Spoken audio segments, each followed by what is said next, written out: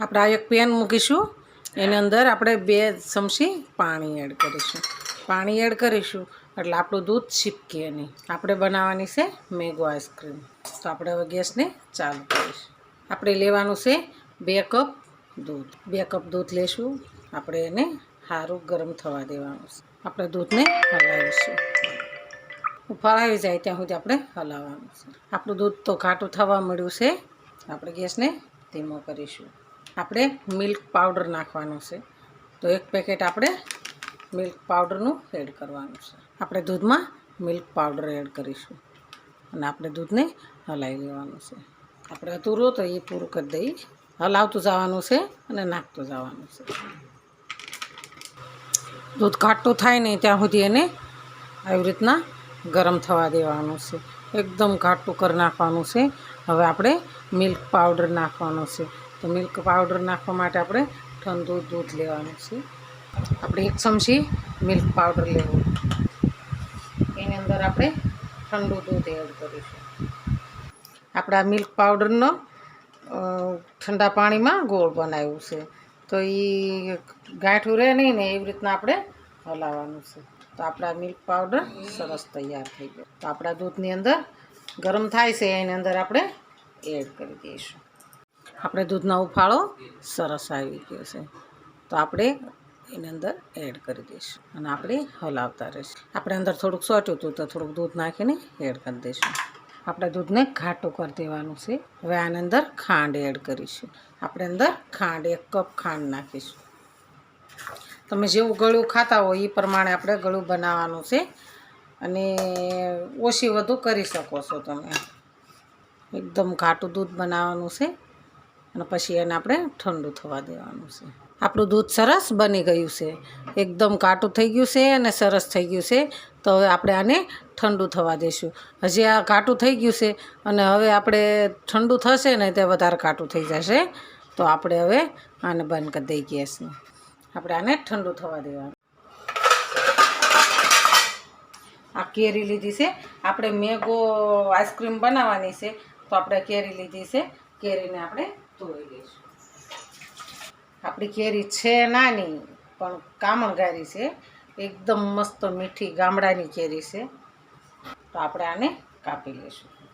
છે ને એકદમ કેસર. આપણે આને ચમચી વડે બહાર કાઢી લઈશું.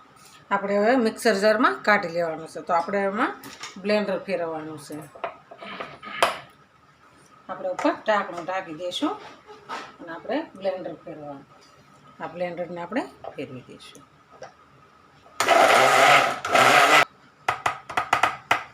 આપણે કેરીનું એકદમ જ્યુસ તૈયાર થઈ ગયું છે. મસ્ત બની ગયું છે. તો આપણે હવે દૂધ આપણું હતું બનાવ્યું છે એ આપણે ઠંડુ થઈ ગયું છે. તો આપણે હવે એને નીચે ઉતારશું. ઠંડુ થઈ ગયું છે અને ઘાટું થઈ ગયું છે સરસ. આપણે આ એની અંદર એડ કરી દઈશું.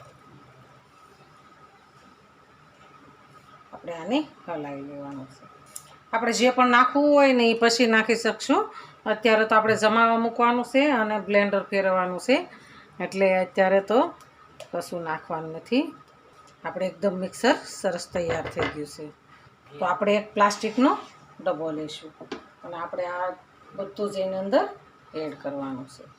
આપણે બનાવવાની છે મેંગો આઈસ્ક્રીમ. આપણે હવે અંદર સેટ કરી દઈશું. આપણે આને જમાવા મૂકી દેવાનું છે. તો આપણે આને બંધ કરી દઈશું. આપણે આને ફ્રીઝરમાં મૂકી દઈશું.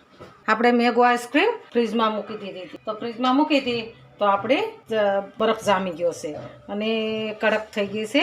તો આપણે આને એક વખત મિક્સરમાં ફેરવવાની છે. થઈ ગઈ ને મસ્ત. બહુ નથી બરફ જામ્યો.